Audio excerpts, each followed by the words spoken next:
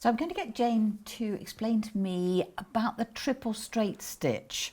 Now, I've seen it on the display, but it actually is a little deceptive as to how useful it can be. It's a very deceptive stitch, this. I'm not particularly a dressmaker, but it is designed for stretchy fabric, so it makes it quite elastic, so it's not going to snap.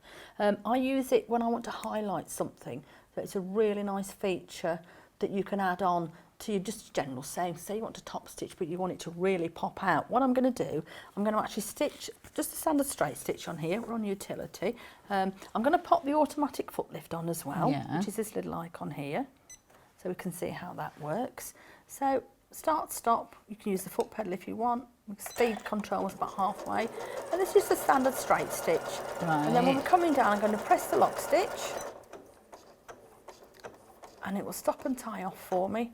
And we've got the cutter all set. You can hear the cutter going. It will literally then, it just ties off beautifully on the back for us. It saves a vast amount of thread. Doesn't it just? So again, now I'm going to go on to I'm just going to select number 5, which is the triple straight stitch on here.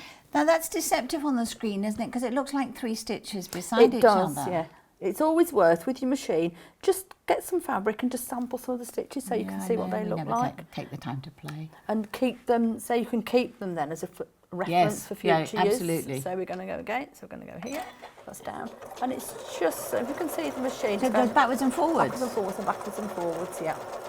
And then if we want to stop, it gives us the option now. We've activated the automatic foot lift. Okay. So I can stop. It's going to pop the needle in and lift that for me, so I'm totally hands-free. So I can go whichever way I want So using this stitch, I could think about making a statement, because we've got 3 times the level of the thread. Yes. So if you had quite a thin thread, then it'll suddenly become a thicker thread if you had just the right colour, and it maybe just an makes it pop off embroidery. the work a lot more. Yeah, lovely. So we're going to go again with this. And the other thing that's really handy while we're doing, we can actually alter the stitch length, and this is across all the stitches while we're sewing. Oh my goodness. So we can go up, then when we're finishing again, lock stitch. Right, okay.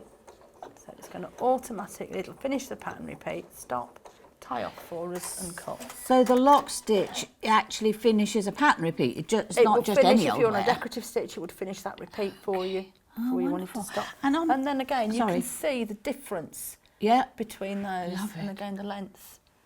It's a very useful stitch. I have thought of being able to, or being allowed to do it while I was actually working, so you can change the stitch. Makes a lovely outline, doesn't it? It's beautiful. And on this sample, you've used metallic thread. Metallic, and so it went even beautifully. Backwards and forwards for 3 times. Make sure you use the correct needle with it. Of course.